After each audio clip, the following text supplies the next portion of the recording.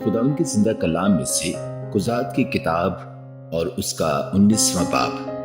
اور ان دنوں میں جب اسرائیل میں کوئی بادشاہ نہ تھا، ایسا ہوا کہ ایک شخص نے جو لاوی تھا اور افرائیم کے کوہستانی ملک کے پرلے سرے پر رہتا تھا، بیت لحم یہودا سے ایک حرم اپنے لیے کر لی۔ اس کی حرم نے اس سے بے وفائی کی اور اس کے پاس سے بیت لحم یہودا میں اپنے باپ کے گھر چلی گئی اور 4 مہینے وہیں رہی۔ اور اس کا شوہر اٹھ کر اور ایک نوکر اور 2 گدھے ساتھ لے کر اس کے پیچھے روانہ ہوا کہ اسے منا پھسلا کر واپس لے آئے۔ سو وہ اسے اپنے باپ کے گھر میں لے گئی اور اس جوان عورت کا باپ اسے دیکھ کر اس کی ملاقات سے خوش ہوا، اور اس کے خسر یعنی اس جوان عورت کے باپ نے اسے روک لیا، اور وہ اس کے ساتھ 3 دن تک رہا، اور انہوں نے کھایا پیا اور وہاں ٹکے رہے۔ چوتھے روز جب وہ صبح سویرے اٹھے اور وہ چلنے کو کھڑا ہوا، تو اس جوان عورت کے باپ نے اپنے داماد سے کہا، ایک ٹکڑا روٹی کھا کر تازہ دم ہو جا، اس کے بعد تم اپنی راہ لینا۔ سو وہ دونوں بیٹھ گئے اور مل کر کھایا پیا۔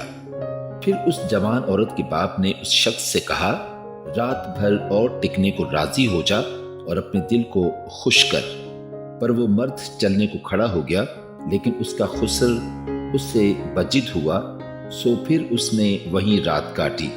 اور 5ویں روز وہ صبح سویرے اٹھا تاکہ روانہ ہو، اور اس جوان عورت کے باپ نے اس سے کہا، ذرا خاطر جمع رکھ اور دن ڈھلنے تک ٹھہرے رہو۔ سو دونوں نے روٹی کھائی۔ اور جب وہ شخص اور اس کی حرم اور اس کا نوکر چلنے کو کھڑے ہوئے، تو اس کے خسر یعنی اس جوان عورت کے باپ نے اس سے کہا، دیکھ اب تو دن ڈھلا اور شام ہو چلی، سو میں تم سے منت کرتا ہوں کہ تم رات بھر ٹھہر جاؤ۔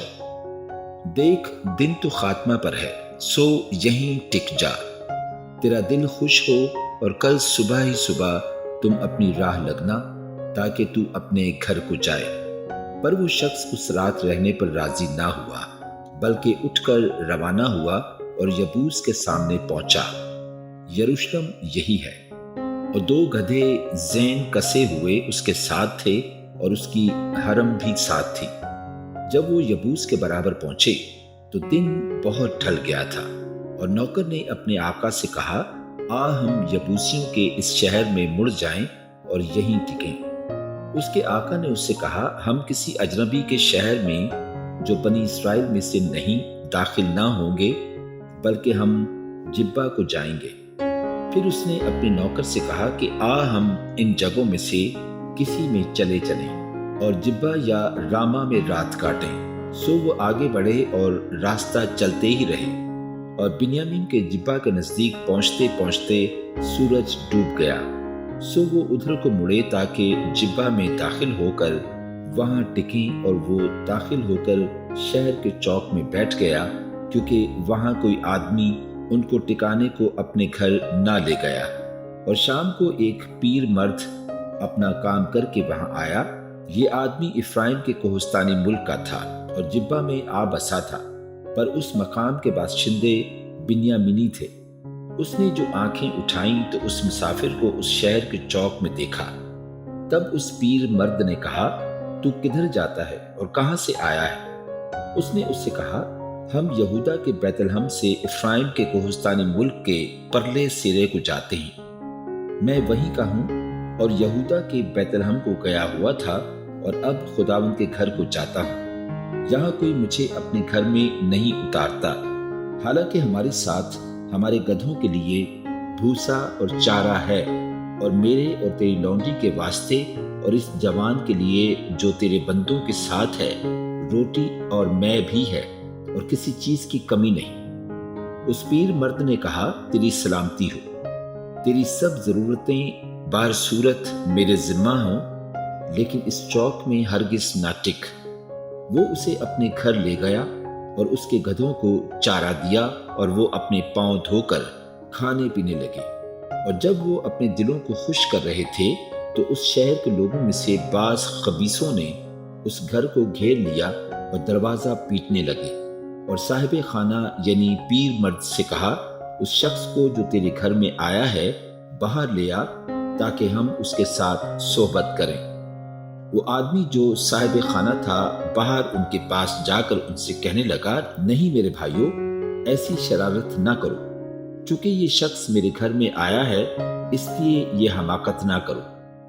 دیکھو میری کماری بیٹی اور اس شخص کی حرم یہاں ہیں، میں ابھی ان کو باہر لائے دیتا ہوں، تم ان کی حرمت لو اور جو کچھ تم کو بھلا دکھائی دے ان سے کرو، پر اس شخص سے ایسا مکروہ کام نہ کرنا۔ پر وہ لوگ اس کی سنتے ہی نہ تھے۔ بس وہ مرد اپنی حرم کو پکڑ کر ان کے پاس باہر لے آیا، انہوں نے اس سے صحبت کی اور ساری رات صبح تک اس کے ساتھ بدذاتی کرتے رہے، اور جب دن نکلنے لگا تو اس کو چھوڑ دیا۔ وہ عورت پو پھٹتے ہوئے آئی اور اس مرد کے گھر کے دروازہ پر جہاں اس کا خاوند تھا گری اور روشنی ہونے تک پڑی رہی، اور اس کا خاوند صبح کو اٹھا اور گھر کے دروازے کھولے اور باہر نکلا کہ روانہ ہو، اور دیکھو وہ عورت جو اس کی حرم تھی گھر کے دروازہ پر اپنے ہاتھ آستانہ پر پھیلائے ہوئے پڑی تھی۔ اس نے اس سے کہا، اٹھ ہم چلیں، پر کسی نے جواب نہ دیا۔ تب اس شخص نے اسے اپنے گدھے پر لاد لیا اور وہ مرد اٹھا اور اپنے مکان کو چلا گیا، اور اس نے گھر پہنچ کر چھری لی اور اپنی حرم کو لے کر اس کے اعضاء کاٹے اور اس کے 12 ٹکڑے کر کے اسرائیل کی سب سرحدوں پر بھیج دیے۔ اور جتنوں نے یہ دیکھا وہ کہنے لگے کہ جب سے بنی اسرائیل ملک مصر سے نکل آئے اس دن سے آج تک ایسا فعل نہ کبھی ہوا اور نہ دیکھنے میں آیا، سو اس پر غور کرو اور صلاح کر کے بتاؤ۔